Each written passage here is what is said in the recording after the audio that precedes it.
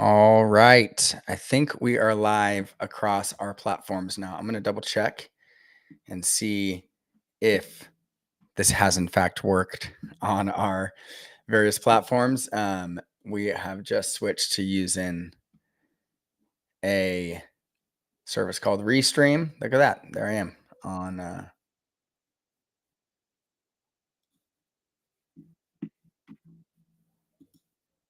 and it's working on YouTube as well. Perfect.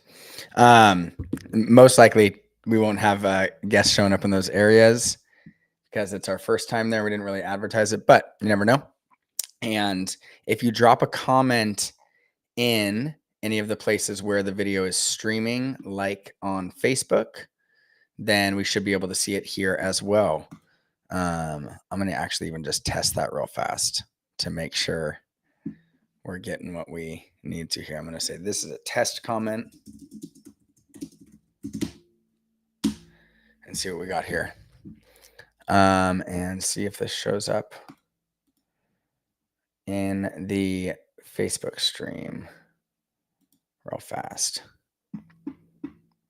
It looks like it may not. Naomi, did you see the comment show up in Facebook? I'm going to double check.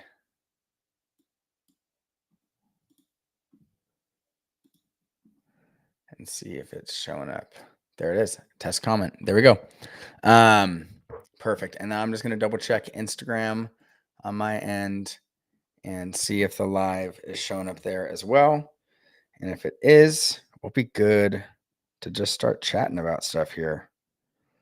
Let's see if it's showing us as live on Instagram.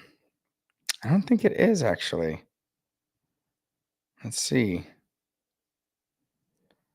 Just a second, y'all. Try and make sure we're good here. Yeah, it's not showing us as live on Instagram. Naomi, if you can hear this, can you double check Instagram for us? I want to make sure that this is working over there, and it doesn't seem to be. So let me just try and see if I can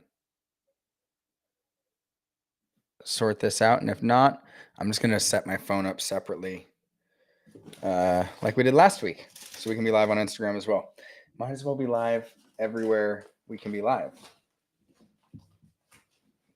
And there's a reason I don't show you guys my desk. It is covered in papers right now. So I'll get on here. If you are watching already on Facebook, if you drop in for a second, please drop your questions in the comments there. I'll make sure that Naomi and Rachel or one of them get them to me so that we are sure to talk about whatever it is that you want to go over. And then I think Chris is about to join us here in the office as well. So give us just a few more minutes. We'll see if anyone else jumps on. And then I am going to get us live here on Instagram as well. All right.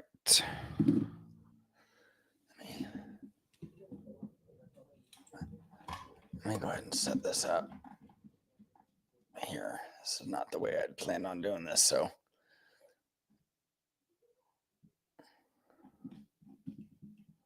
we're just going to go for it, though. All right. All right, now it's going live on Instagram as well. All right. We are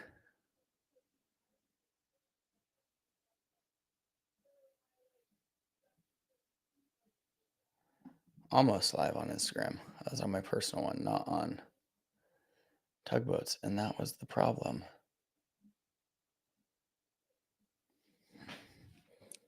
Okay.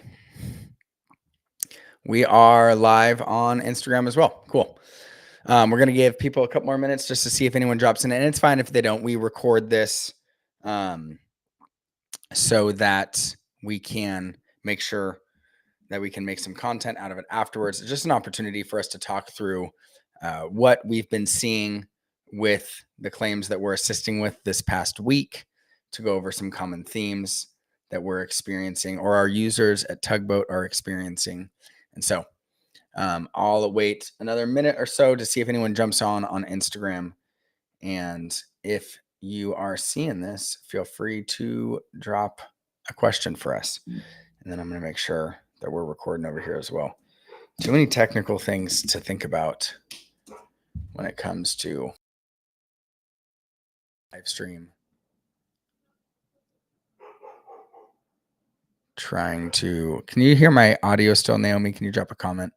It said that my microphone, okay, there we go, restarted, which is not ideal. All right.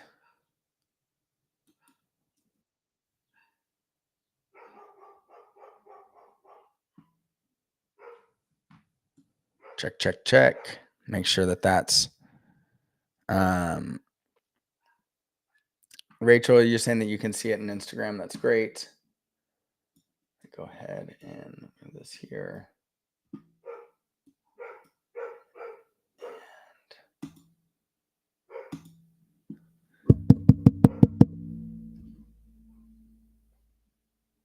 All right, make sure that this is recording.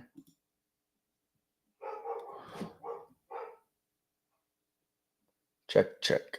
And I don't want it to be monitoring. So let's do that. Check. Oh, still monitoring. Got it.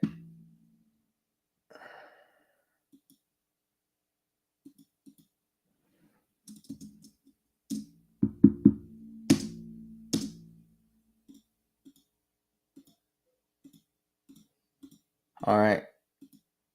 Sorry, y'all. I was just trying to make sure that I could record the audio separately in case we needed that as well.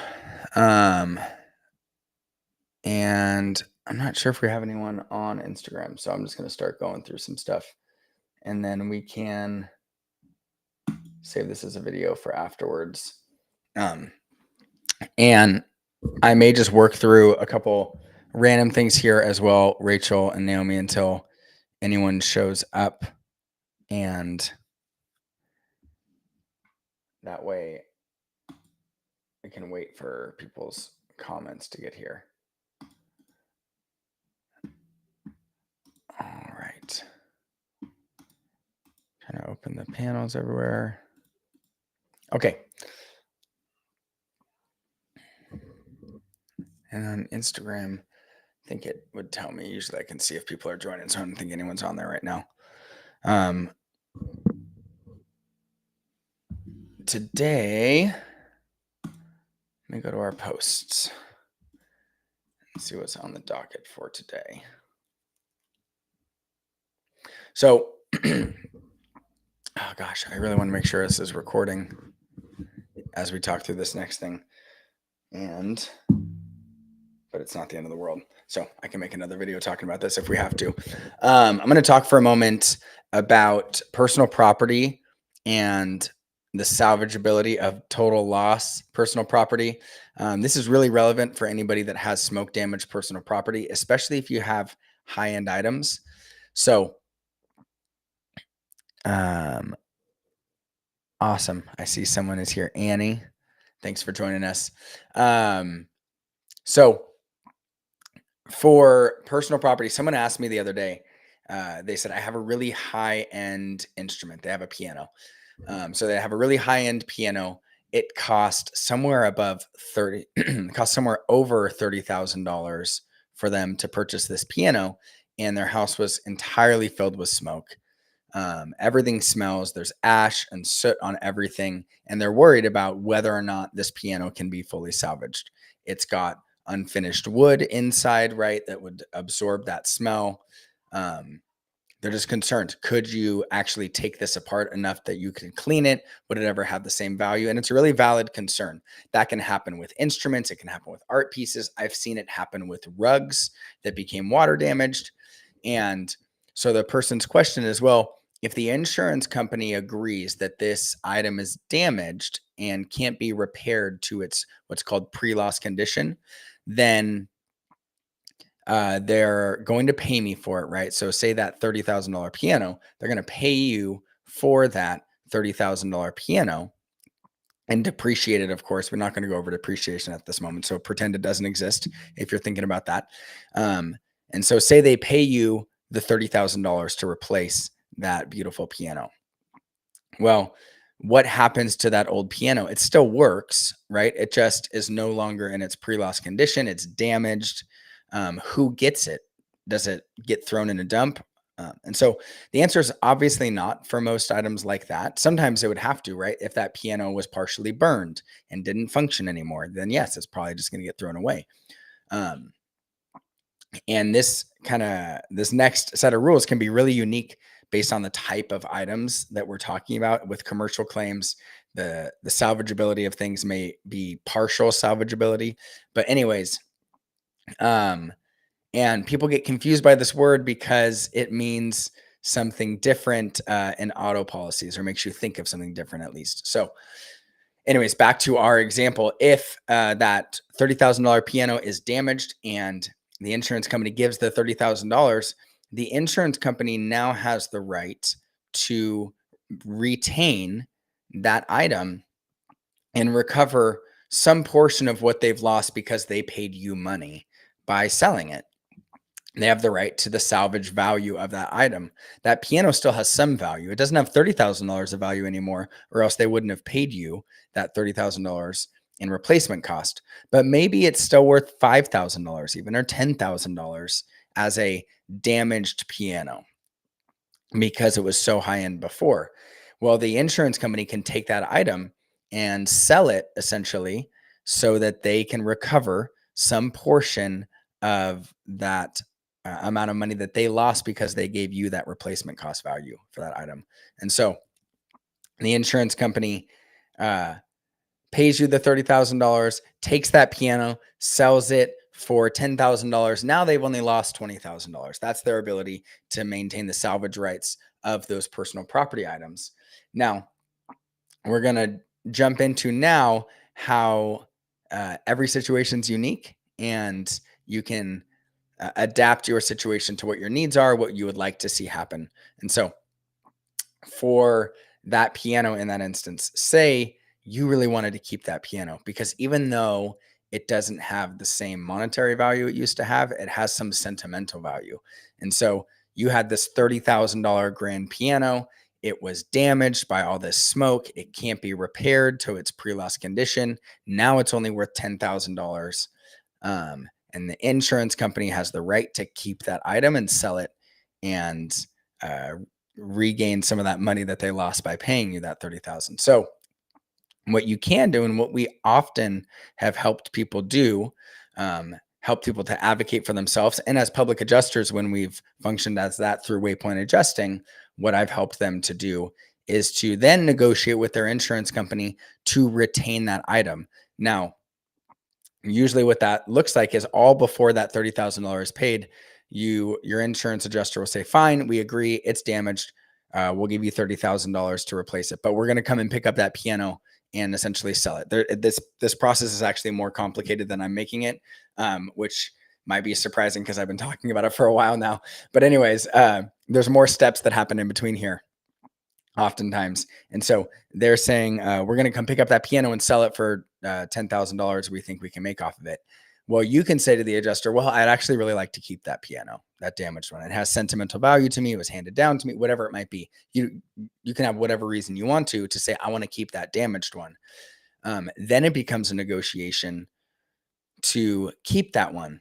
And the simple version of it is in this version of the story saying, hey, instead of giving me $30,000 for the replacement cost value of it, give me $20,000 and keep your 10 for that salvage value of it.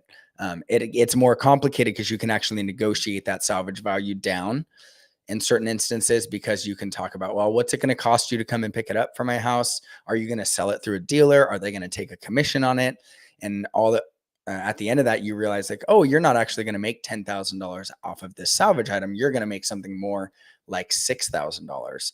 So then you can negotiate with the adjuster and just be like, you know what, you don't have to pick it up, you don't have to sell it, you don't have to engage a third-party vendor. I'm going to keep it, and I will let you guys essentially keep $6,000, or I'll give you $6,000 for this damaged piano so that I can keep it now. So instead of getting the full $30,000 for that damaged piano, essentially you'll end up with $24,000 and you get to keep the damaged piano. That was a long way of talking through how salvage often works. And like I said, it's unique. Someone asked a question here we'll jump into in a second, but every situation is unique with this. Typically, we see this on commercial claims more than personal property claims, but it's going to happen a lot from these smoke claims and these wildfires, especially when people have high-end personal property items. Again, think rugs, art pieces, if you have those scheduled, instruments, things like that. All right. So Emily Bush has a question. Do you think the insurance commissioner's office will put out any directives to insurance companies to not push people to immediately move back into their homes and destroyed neighborhoods? This is such a great question, Emily. And the answer is, I hope they do.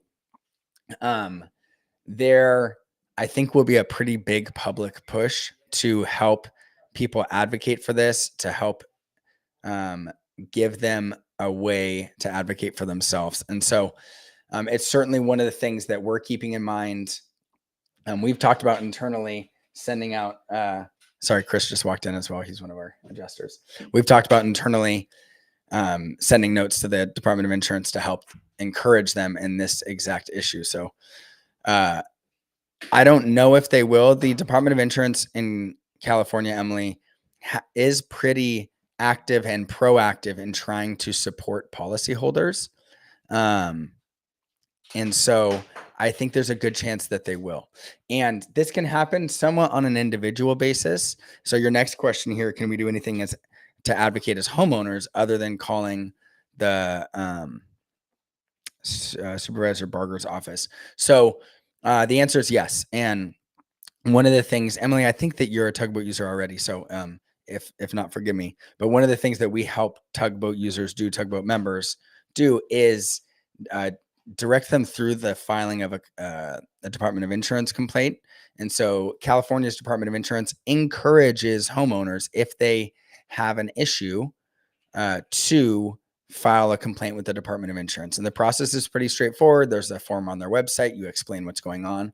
I think in these instances, what we'll be doing is encouraging people to file individual complaints when adjusters are trying to pressure them to get back into their properties too quickly. And this is all over the place because there are so many people, so many houses, so many people that we're helping with Tugboat that are the only house left standing on their block and the only house left standing in the neighborhood, or one of only a few houses in a neighborhood.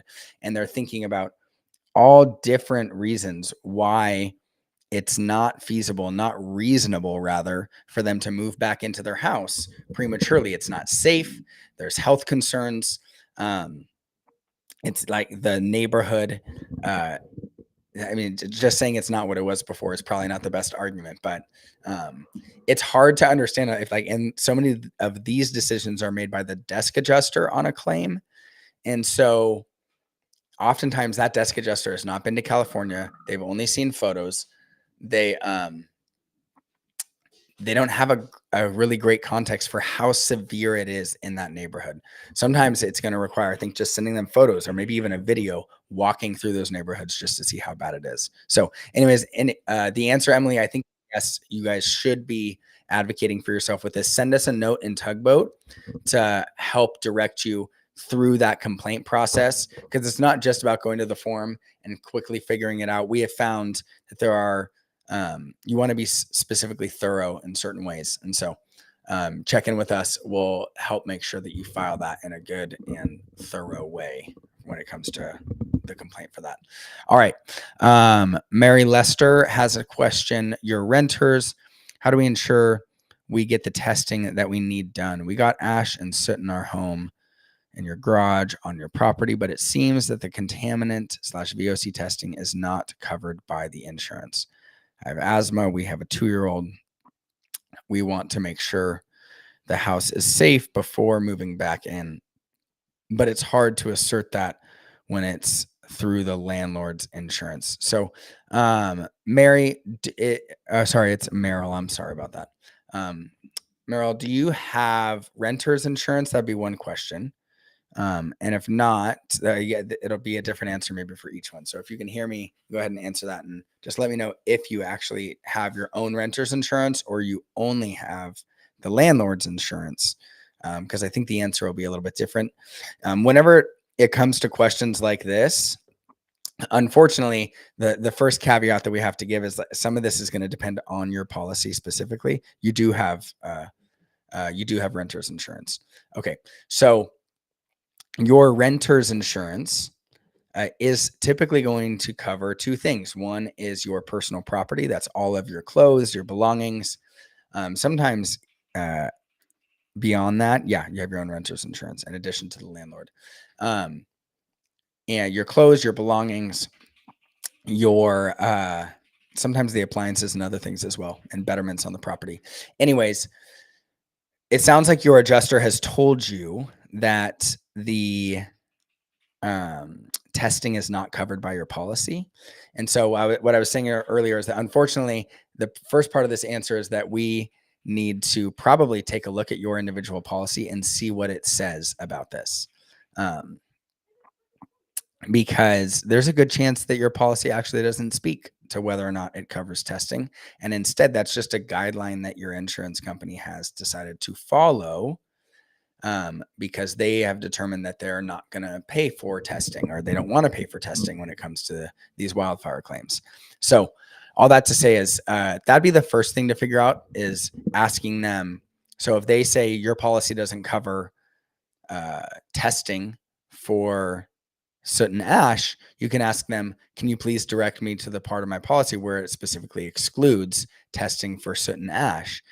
There's a good chance that it doesn't. It's pretty rare that a policy actually specifically excludes that.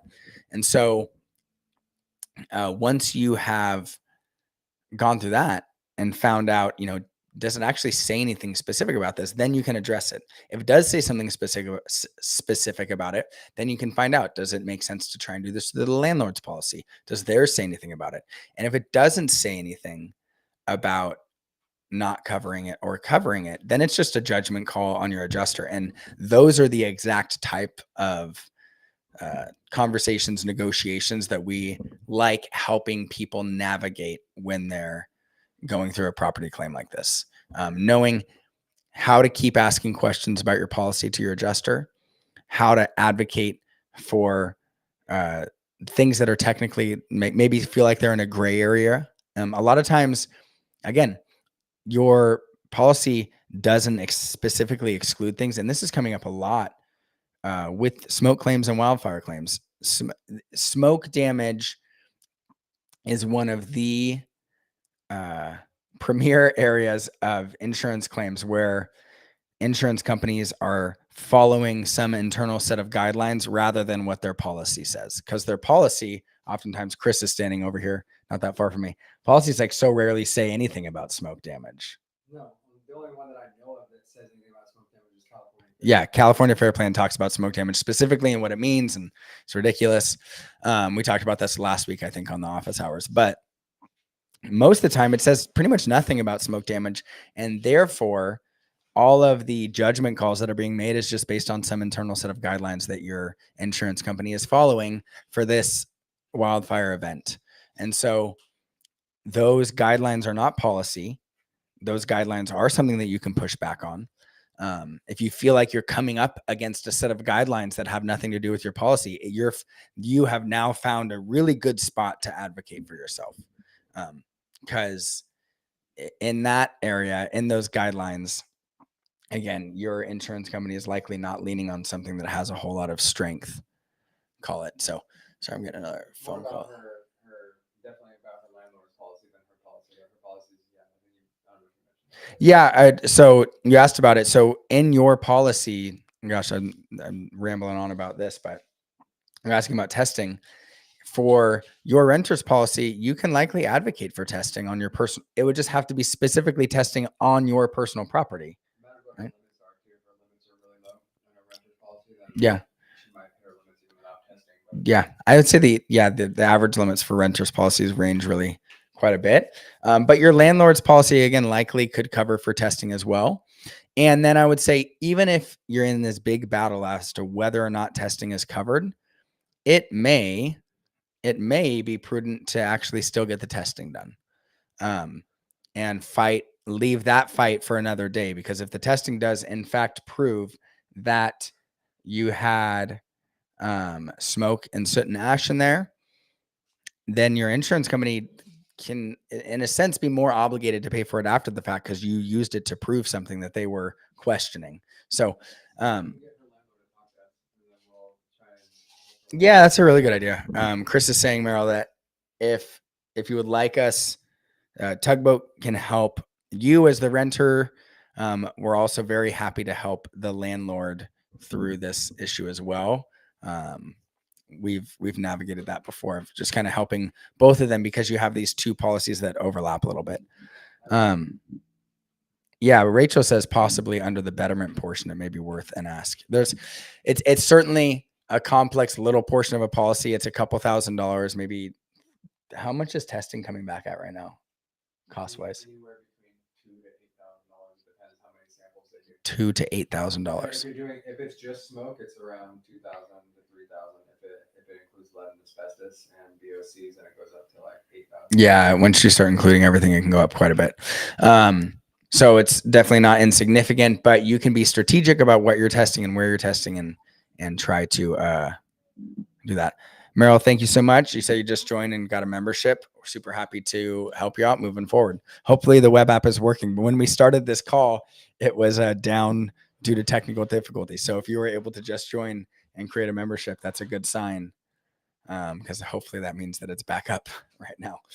All right, Rachel, have you guys seen any questions elsewhere that I've missed somehow? I don't think I think they're all coming through. All right, perfect. Let me just double check real fast on here. Wonderful. The questions are coming there. All right, let me double check. I always forget what the next topic is that we said we were going to talk about. So we talked about salvaging your contents and your rights around that. Talked about testing. Thanks for those questions. And I want to make sure you're getting what you're owed. Also, debris removal and other topics. I was hoping to have a little bit more structured and finite information on debris removal. Chris, maybe you can chime in on some of this. I know nobody asked a question. I just said that we might talk about debris removal here. I'll move this here a little bit. So I'm not going to move this because too much. The simple thing that I'll say is that it seems like a really fluid situation, that nobody has the exact right answer yet when it comes to debris removal, right? Meaning that the city is saying a lot of things about what you should do, that it's going to be free if you do it through them, what the city program means.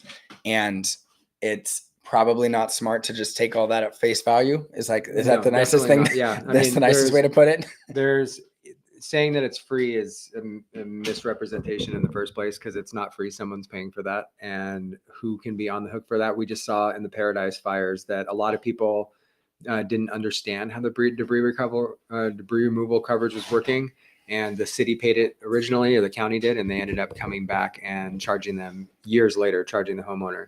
And what matters too, I mean, each individual person would do well by having your coverage evaluated, because debris removal may be different if you have asbestos coverage versus if you don't have asbestos coverage. That's a big part of it as well too.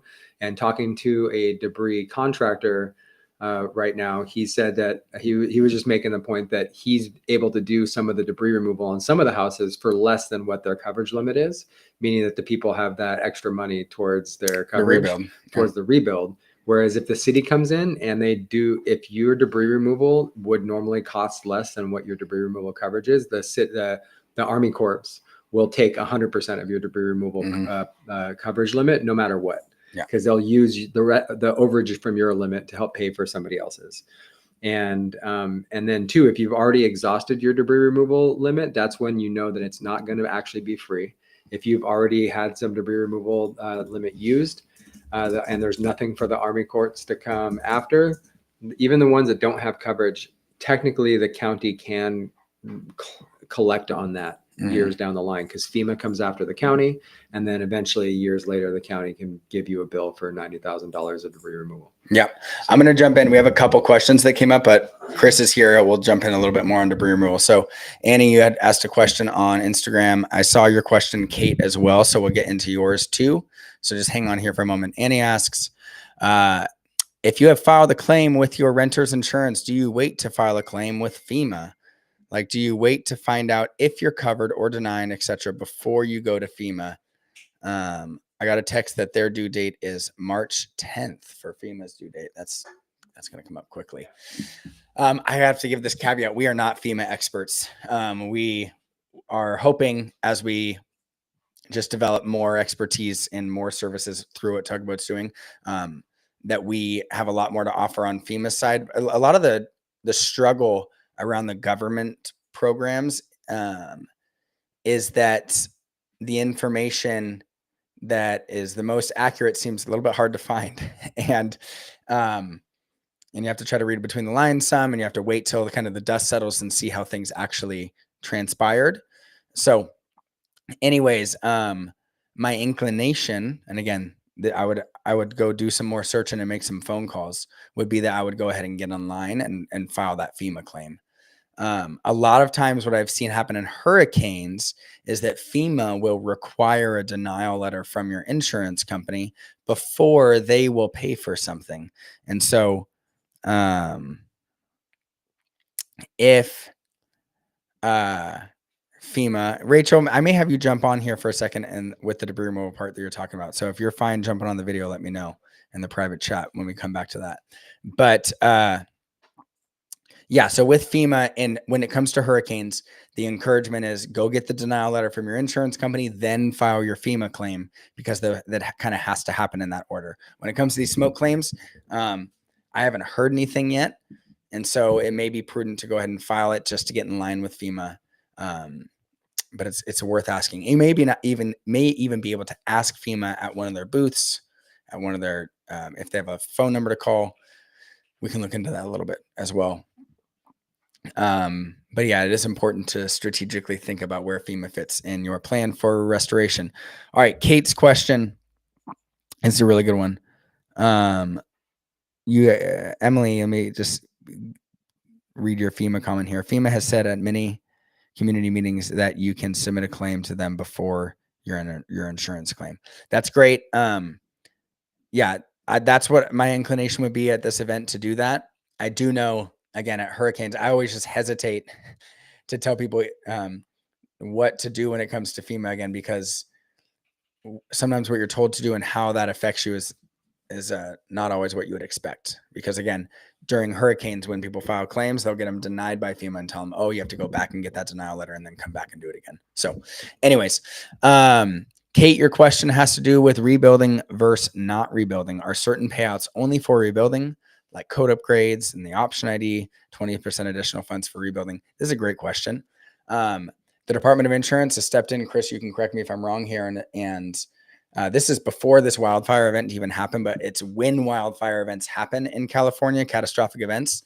Your insurance company is obligated to pay you your extended limits, which is that option ID, which is the code upgrade, and some other endorsements that could be there as well. They're obligated to pay it towards your coverage A, like towards your building rebuild. Yeah.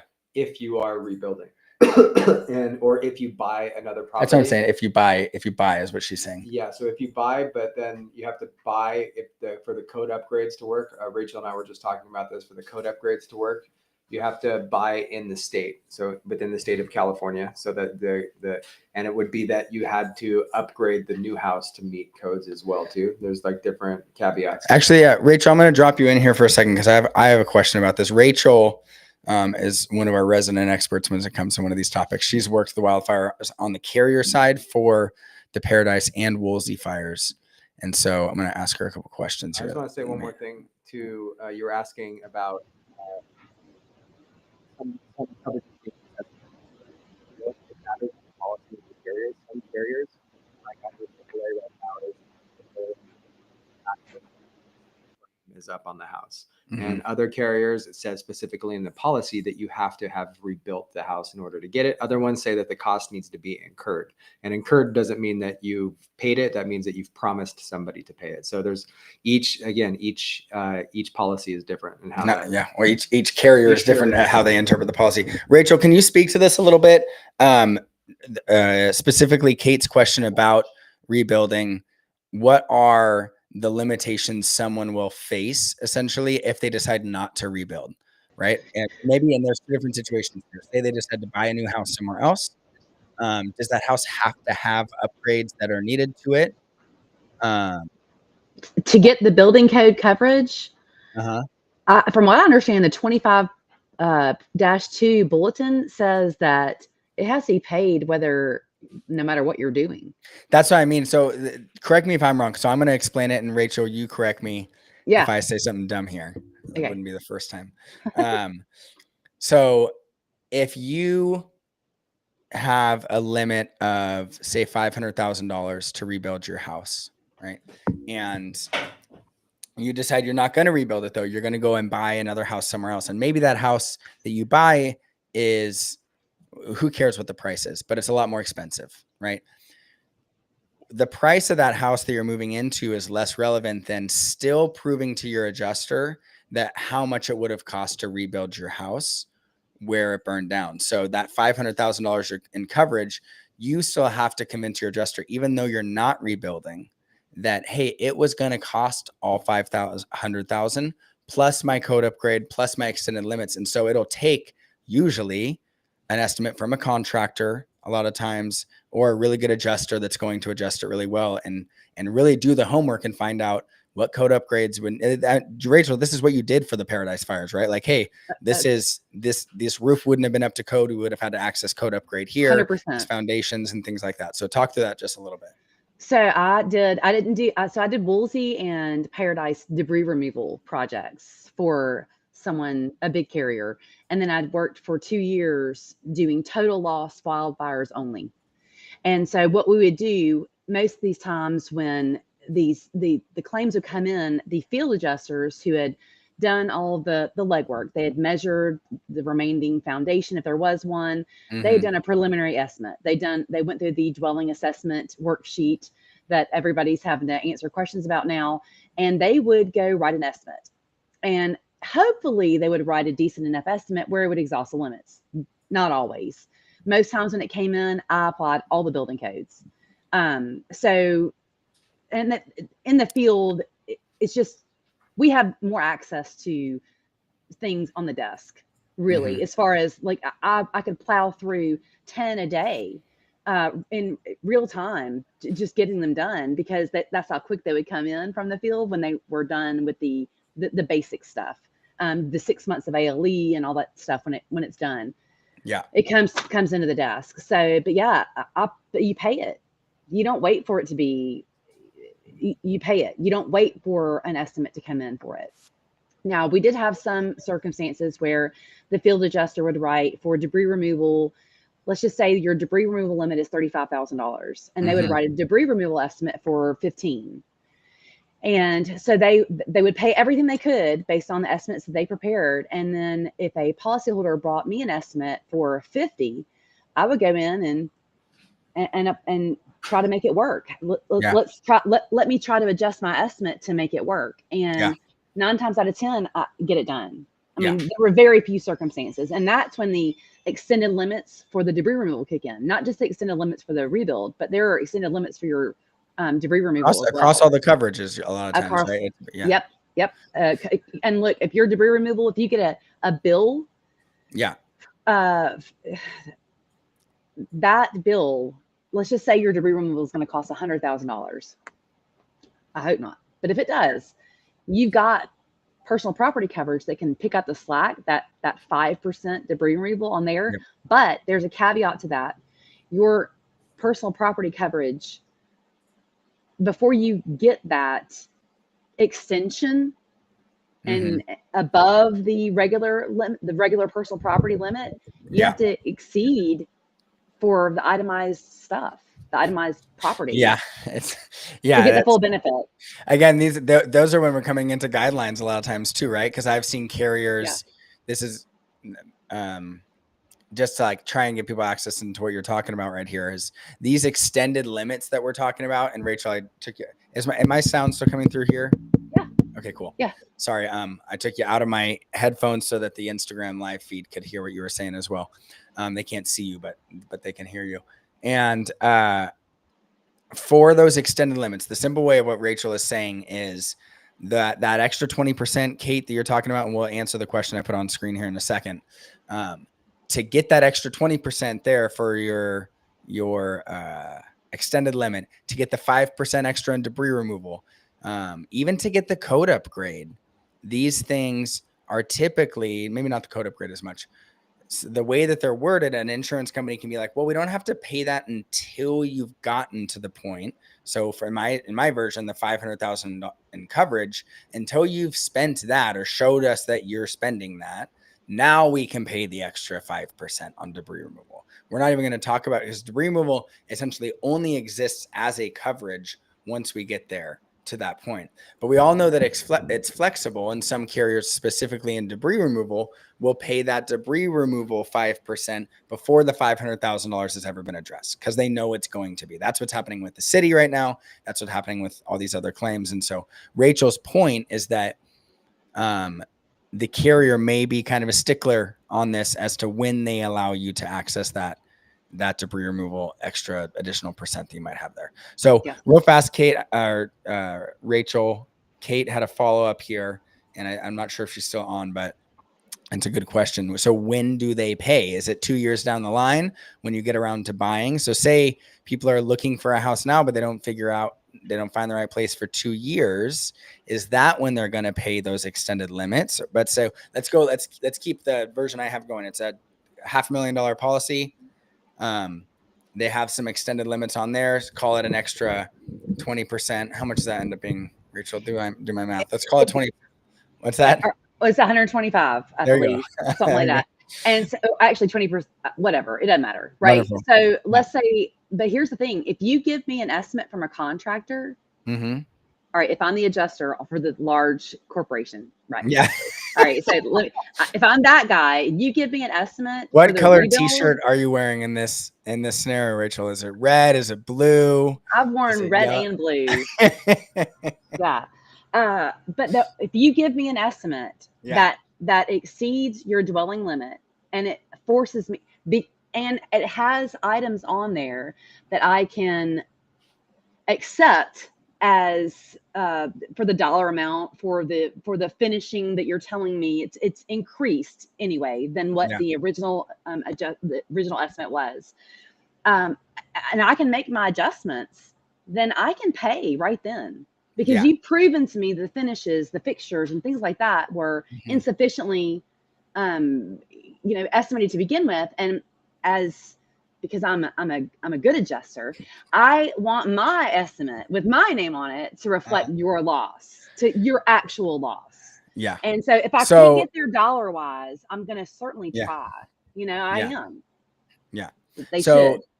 Kate, what Rachel is saying here is that the carriers that she worked for, which are ones that are known to be sticklers on like things like this, right?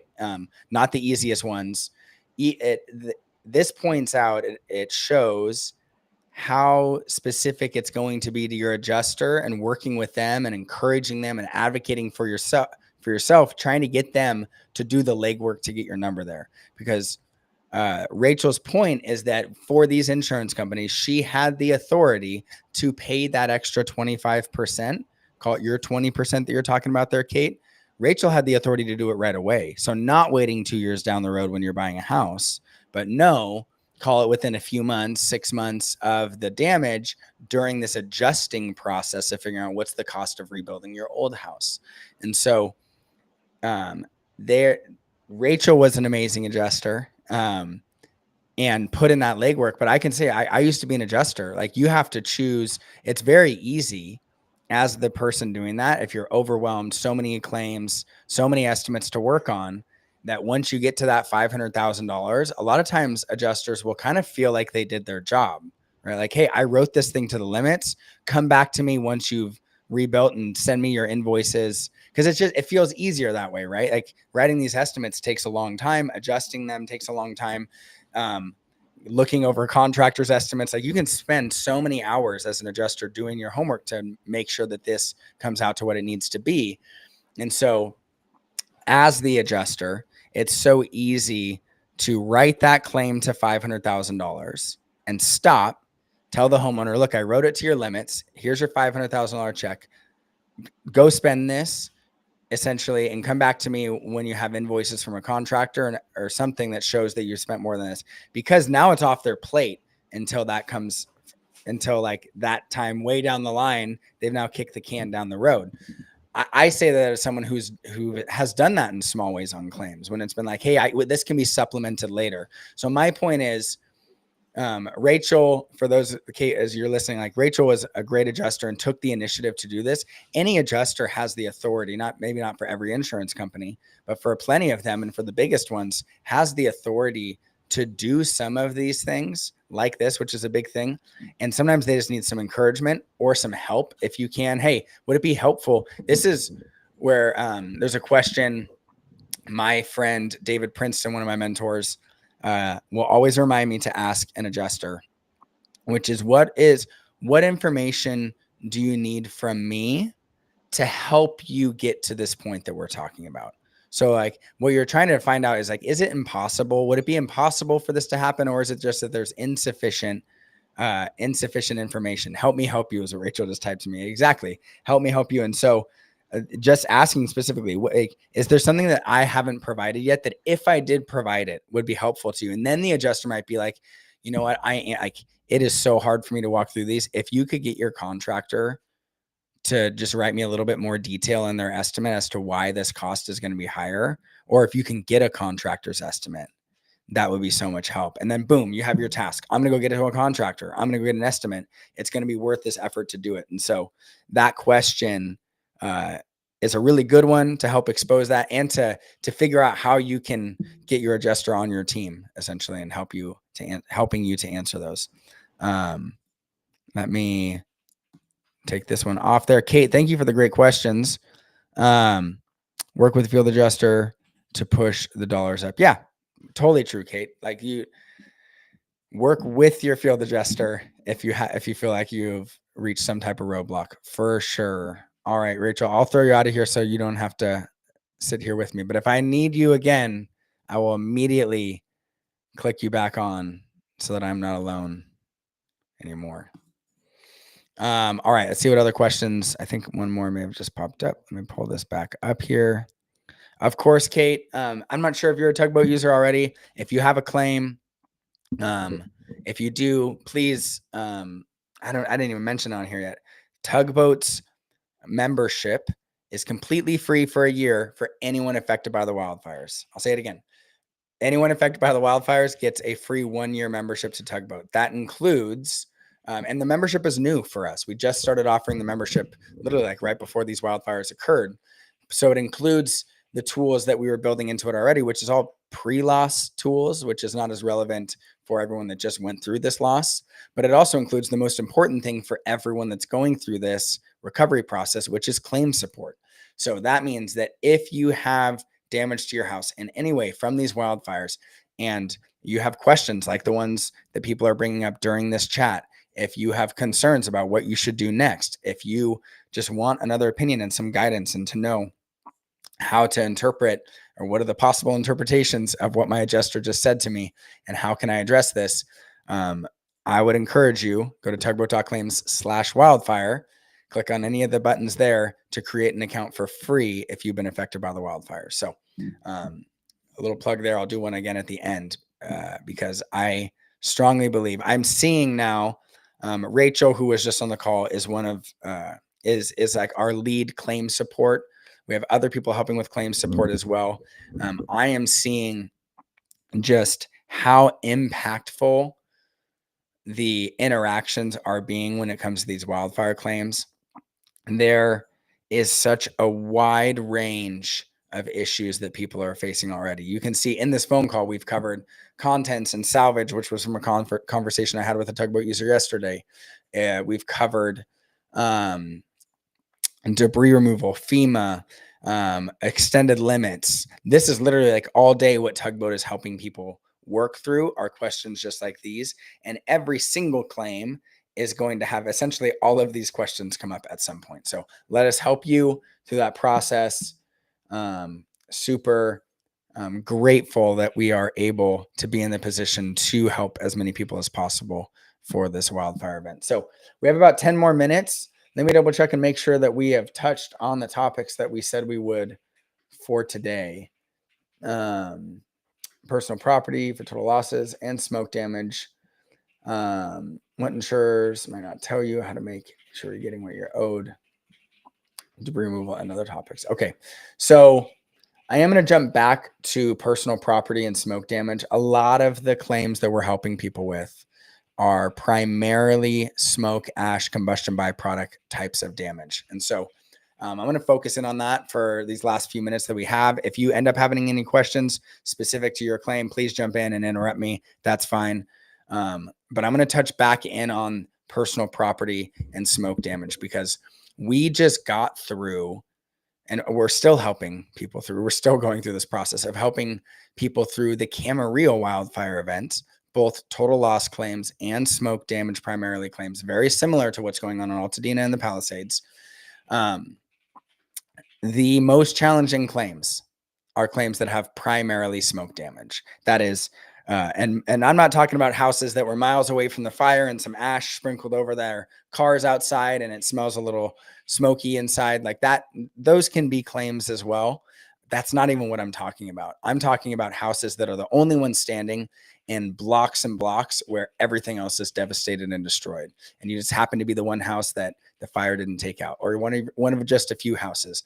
These houses were inundated with smoke, with heat, with ash, combustion byproduct. We're hearing of testing results coming back that are showing that there is lead and asbestos in the smoke and ash and fire debris and combustion byproduct. These are very serious. And so the biggest challenge, if I was going to say like the overall way to think about it, is that adjusters, and this isn't just me guessing how adjusters are feeling about this. We have seen them say to people how their claims are not that serious compared to the other ones that they're seeing. We have seen adjusters write in emails to people that have houses that were devastated like this, but not burned to the ground, and say, please stop emailing me. There are other people that have lost their entire homes. There's other people that have lost family members. You're like, please stop bothering me essentially about your claim. I'm not even joking. And it's not just one claim. We've seen it several times from several different carriers. And this all speaks to an issue that the adjusters working on these claims, by and large, are not seeing them as serious as they are. I would say I'm honestly surprised at the degree of how bad this is for so many of these people. It is, it's ridiculous. It shouldn't be that way. I wouldn't have expected it to be this bad. But all this to say, it is going to affect these people's claims dramatically. So coming back to the personal property that's affected by this smoke, this soot, the combustion byproduct, the lead, the asbestos, whatever might be present in that smoke that got into those houses, we know that insurance companies are preferring to work with vendors that will agree to some flat rate to walk through your house, vacuum everything, wipe everything down that they can, and be done with it. And that may sound fine. It may sound great to get a vendor that's going to do things efficiently and quickly and get in and out as fast as they can. But as I referenced, we are helping people up in the Camarillo wildfire neighborhoods. And there is a world of difference between the people who had their homes thoroughly assessed, properly mitigated and cleaned, and received the approval to not have to clean or take back items that you shouldn't have to, not just their mattresses. Adjusters will be really quick to say, well, of course we'll get rid of your mattress, but everything else in your house can essentially be cleaned. It's just not true most of the time. And I'm not saying everything in a house is a total loss when there's smoke damage. I'm not being an extremist. I'm not trying to go overboard and say that that house needs to be torn to the ground because it got full of smoke. But I'm saying we're talking about two ends of a spectrum here, where adjusters are essentially saying that everything can be cleaned with a broom and a vacuum. And then at the other end of the spectrum is, I want my house torn down because it got filled with smoke. And the truth, as it typically does, lies somewhere in the middle of those things.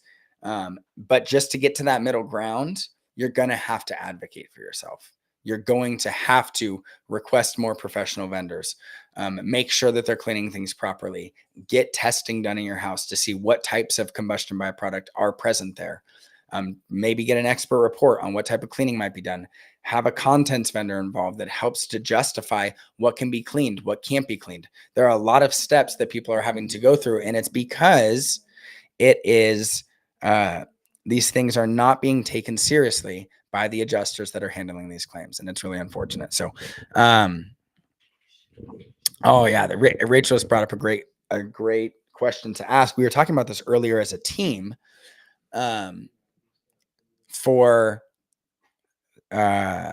either the advocate that is advocating for someone on an insurance claim, so that might be the public adjuster, or the homeowner, the property owner themselves, to ask the mitigation company that's there.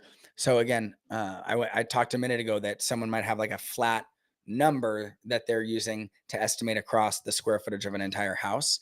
And so they might say, we're going to clean the entire house for $10 a square foot. And that'll include the contents and vacuuming the walls and the ceilings and the floors and everything that's in there.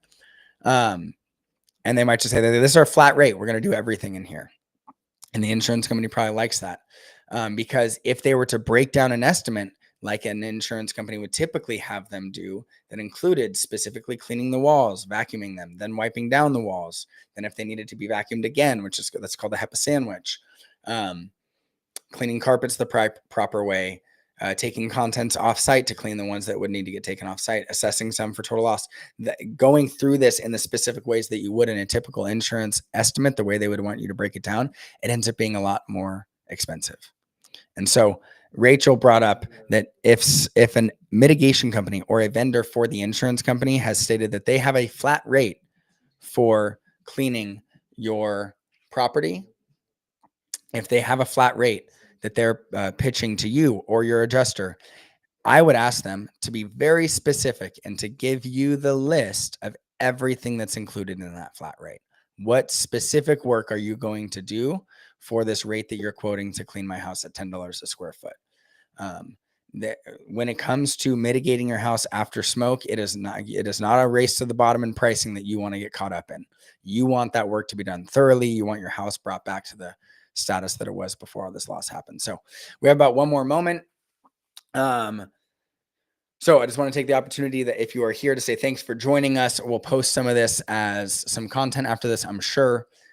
Every Wednesday at 3:00, we are doing these office hours. We haven't done a great job so far at advertising it or putting the word out. We'll try and do a little bit better this week and in the coming weeks. But it's just a good opportunity for us to dive deeper on topics that you might see in one of our other videos, to jump into whatever questions you might have. And so if you know anybody else that was affected by the wildfires, one, let them know about these office hours, but two, and more importantly, let them know that Tugboat is free for them. Everybody that was affected by the wildfires should be using Tugboat to help them walk through their claim. There's so much value that they will get by having someone like Rachel, who you heard from earlier, help provide some guidance and some support throughout that claim process. It will make a world of difference. So, anyways, I appreciate all of you being here. Go to tugboat.claims/wildfire. If you're not already following us on our social platforms, Instagram, Facebook, that's where we're most active. We're also on TikTok. We don't do as much there. But be sure to follow us on there. We put out more and more content, try to be really relevant to what's going on in these neighborhoods from these wildfire events. If you are watching this from anywhere else, from somewhere outside of California, the answer you might be asking is, do we support other types of claims? The answer is yes. Any type of property claim. If you have a dispute, if you have questions, if you're interested in Tugboat's membership for pre-loss condition and policy reviews, please reach out to us. We are still there for you as well while all this craziness is going on in Southern California. So anyways, appreciate you all joining us. If you have questions that we didn't get to, or if you're watching this later, you can feel free to email us, hello@tugboat.claims. You can drop a comment, send us a DM. We try to watch all those really regularly, and we'll make sure to answer them either in next week's office hours or and someone said Ventura County Restoration send claims. That comment from Ventura County Restoration send claims. Oh, hey, George. Is that George? I was gonna say, is that George? Anyways, appreciate everyone that was on here. Please send us some more questions for us to go over next week, and we'll talk to you guys soon. Thanks.